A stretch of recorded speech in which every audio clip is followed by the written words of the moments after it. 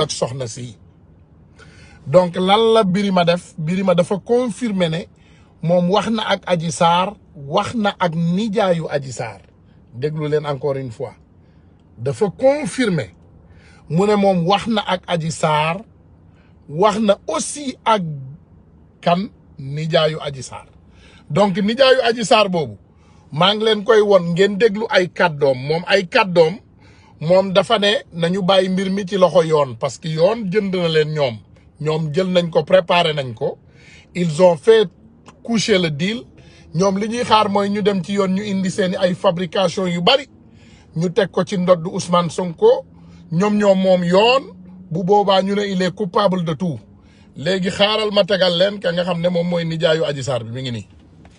dégg ne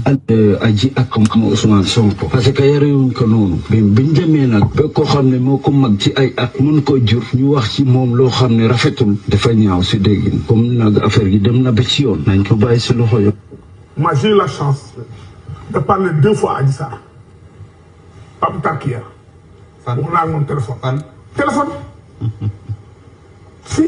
c'est bon. wax naa ak téléphone pour 2 raisons. Merci pour l'info. Oui, c'est une bonne information. C'est tout le Sénégal am droit wu ma man maa def émission jàkk 7TV. défendre ko maa moom ñoo bokk avocat El Hadj Diouf c'est mon avocat ñoo xam ne la Sénégal waa Ndar may dégg heure bi daal dañoo porté plainte El Hadj Diouf moo doon défendre El Hadj Diouf dafa ay mbokkam gërëm ma muy leen Birima am naa numéro woo ma jox ma nijaayam nijaay wax ak man paas ma jarbaat bi. Aji man yumpaañam laa ndax nijaayam laa doon sëyal ci jikir. Voilà donc je pense que yéen a déggal boobu seen bopp ma ñëwaat ci encore bii. Manal à toi. Yes. Je voudrais simplement wax ak Birima pour régler benn affaire mu jeex une bonne. gars yi est-ce que dégg ngeen fi ma nekk maa ngi ñëwaat encore ci nijaayu Adji Sarr bu ma jógee ci loolu ma dégluloo leen ki nga xam ne moom mooy Birima am na lu mu wax moom ak nijaayu Adji Sarr déglu ko. ba dégg ne Adji ak Ousmane Sonko parce que yarewuñ ko noonu biñ demee nag ba koo xam ne moo ko mag ci ay at mun ko jur ñu wax ci moom loo xam ne rafetul dafa ñaaw si déggin comme nag affaire gi dem na ba ci yoon nañ ko bàyyi si loxo yo moi j'ai eu la chance de parler 2 fois à Adji Sarr pas plus tard qu'hier wax naa ak moom téléphone si C'est bon. wax naa ak téléphone pour 2 raisons. Merci pour l'info. Oui, c'est une bonne information. C'est tout le Sénégal am droit wu ma man maa def émission jàkk 7TV. défendre ko maa moom ñoo bokk avocat El Hadj Diouf c'est mon avocat ñoo xam ne la Sénégal waa Ndar may dégg heure bi daal dañoo porté plainte El Hadj Diouf moo doon défendre El Hadj Diouf dafa ay mbokkam gërëm ma muy leen Birima am naa numéro woo ma jox ma nijaayam nijaay wax ak man paas ma jarbaat bi. Aji man yumpaañam laa ndax ni. gars yi léegi lii moo doon li nga xam ne moom moo important ci affaire Adji Sarr tey ginnaaw ba ñu amee information yi dinaa leen wax beneen ndëgg sërëx boo xam ne moom la gouvernement bi tàmbali fan yii donc gouvernement bi loolu ñu tàmbali moo tax ngeen gis ñu bëgg a jël Ousmane Sonko dañ ko convoqué te ñoom dañoo bëgg ñu jël ko à tout prix dañoo bëgg buñ ko convoqué incha allahu bu ñëwul ñu dem jëli ko à tout prix mais nag dafa am loo xam ne gouvernement bi daf ko tàmbali damay leeral loolu ba pare bu ñu leeralee loolu comme ça bu ñu ñëwee ëllëg ak sibir di def ñun suñu ay nguuta ñun dinañu jël suñu ay responsabilité parce que ñun ragalunu gouvernement ñun ragalunu ñi nga xam ne ñoom ñooy wax ñun ragalunu leen bu ñu amee dara loo xam ne dañ koy def wala am dara loo xam ne dañ koy wax dinañu assumer suñu ay responsabilité dafa am loo xam ne moom moo xew ma teg ko ngeen déglu te gis nañu ne ñoom ñu ngi ciy raam fan yi yëpp ñu ngi dox ci yu mel nii déglu leen xam nga keroog député Mamour Diallo la ñu ne moom la këram tàkk ngeen gis tàkk-tàkk yi ay tàkku-tàkk yoo xam ne ñoom ñoo ko fabriqué démb ci guddi gisaat nañu même chose ci beneen député ngeen gis aussi ay tàkk-tàkk waaye ay tàkk-tàkk la yoo xam ne peut-être tuuti mooy lakk ci véranda ñu génn ñu def ko lu rëy léegi xaar leen ma won leen ko ba pare man ma génnee suñu ay wax ma génnee kàddu yi ba teg ko ngeen déglu kii Abdou Mbow la. Dès que j'ai eu l'information, je me suis déplacé. déglu leen li muy wax. D'abord pour venir lui marquer toute ma solidarité, mais aussi la solidarité de toute l'Assemblée nationale. Parce que comme vous l'avez dit, c'est notre collègue et pas n'importe quel collègue, ça il faut le dire. Et aujourd'hui, cet acte de lâcheté que viennent de poser ces personnes, je pense que ne fera que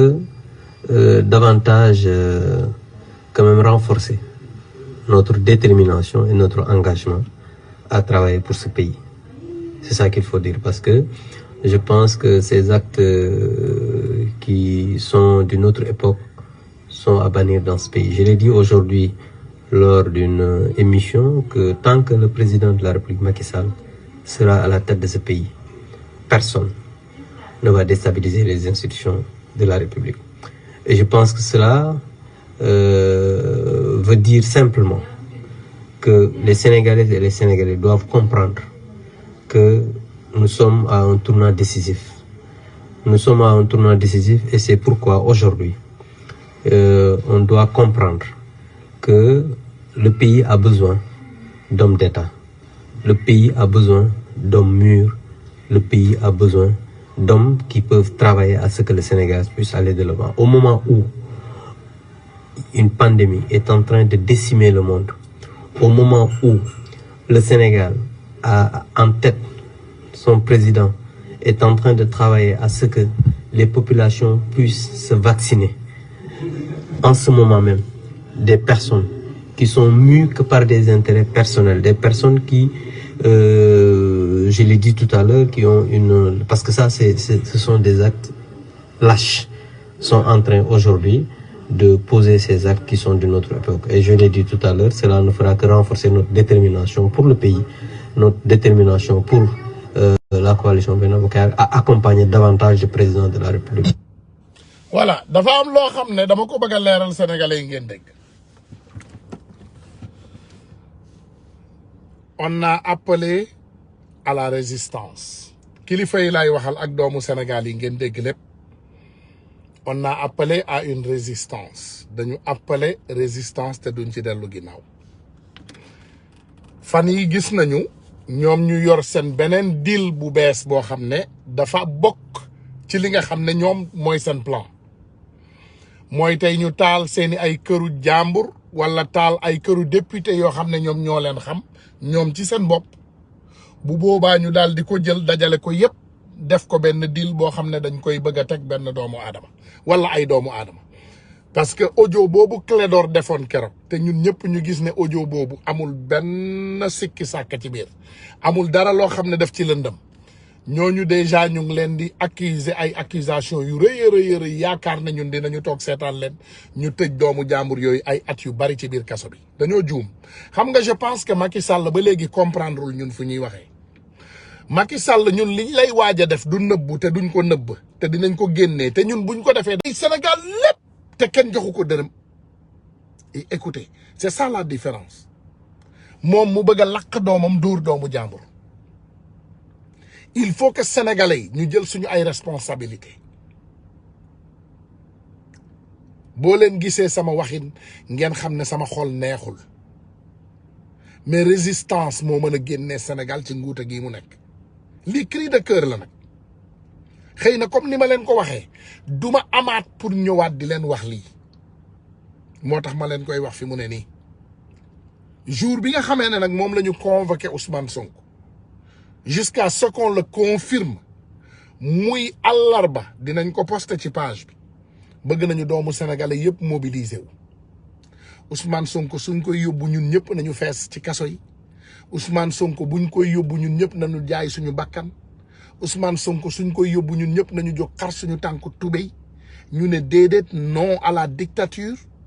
Ñu ne Macky Sall duñ ko bàyyi mu def lu ko neex Macky Sall mën naa gëmloo doomu sénégalais yi ne moom bëgg na Sénégal saa bu Sénégal yëngatoo mu jël avion dem taxaw ci tapis rouge yëkkati leen loxo ne leen au revoir mu génn réew mi saa bu Sénégal di yëngatu kii leen gën a bëgg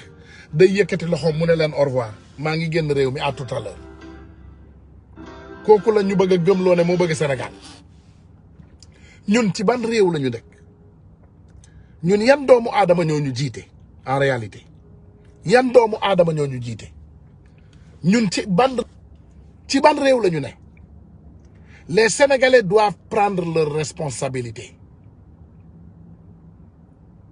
déggatu leen ñuy waxati ci ay Boubacar Seye wala diw ak diw léegi fi mu ne nii yóbbuwaat nañ ñu ci kaaku Ousmane Sonko benn espoir la nag benn yaakaar la benn pion la moom moo ñu dese suñu bàyyee Macky Sall jël ko lépp loo xam ne yaakaaroon nañ ko ci Sénégal nañu xam ne échappé nañu pour toujours nag bu ñu bàyyee Macky Sall jël benn nit bi nga xam ne moom la ñu dese kenn ku nekk ci ñun na xam ne keroog la suñu àdduna yem ça c'est un combat que l'histoire doit retenir ça c'est un combat que l'histoire doit retenir j'appelle c'est un appel à tous les Sénégalais solennellement muy xale muy mag muy góor muy jigéen muy màgget muy lu mu mën a doon on appelle tous les Sénégalais à se mobiliser ce jour ku mën a génn ku mën a xeexi ku mën a ñaan ku mën a cotiser nañu comprendre ne ñoom dañu yaakaar ne ay saay-saay lañu waaye dinañu xam ne ñun ñoo leen ëpp fit il faut ngeen xam ne Sénégalais et Sénégalaises doomu aadama nag buy dee benn yoon lay dee gis nga sa waxtu dee boobu bu jotee bu la fekkoon sa suufu lalu yaay sax di nga dee sa suufu lalu yaay sax bu la fa fekkoon di nga dee bu ñëwee ak foo mën a nekk ci àdduna bi di nga dee il faut ngeen bàyyi loolu xel dañuy ñaan nag bépp doomu sénégalais ak fu mu mën a nekk ci àdduna bi na mobiliser wu bu dee New York on se mobilise bu dee Paris on se mobilise bu dee Londres on se mobilise bu dee Sénégal on se mobilise 5000 fois plus il faut ngeen xam loolu 5000 fois plus c'est un combat de vie ou de mort ce combat c'est un combat de vie ou de mort lii du combat ou négociation il faut doomu sénégalais yi képp kuy jóge sa kër lekkal ba rek nga naan ba suur nga takk sa ay dàll nga takk sa fit takk leen seen fit ragal du problème mais takk leen seen fit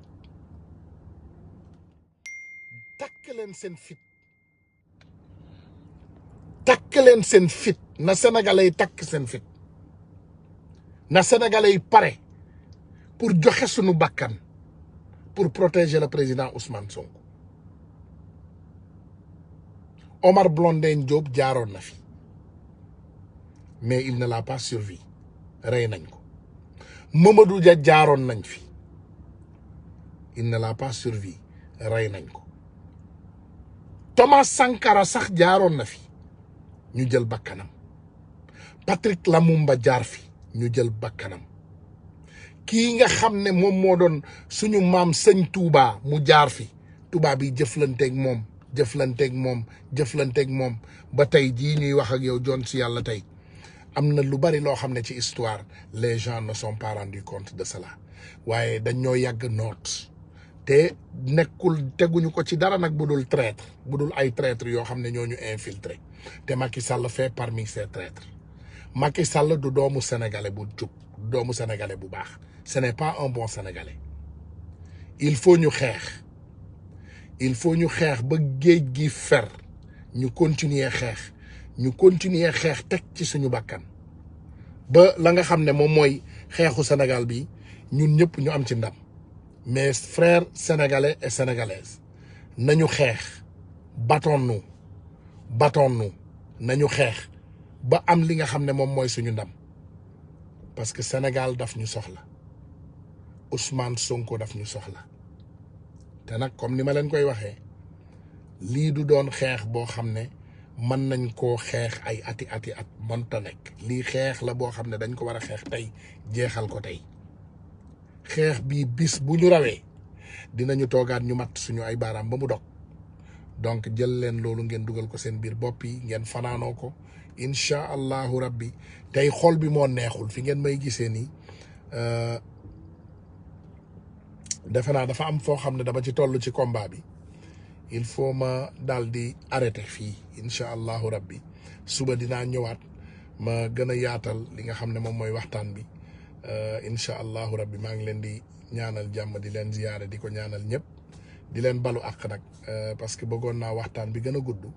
waaye vraiment macha allah fii rek lañ ko mën a yemale tey jërëjëf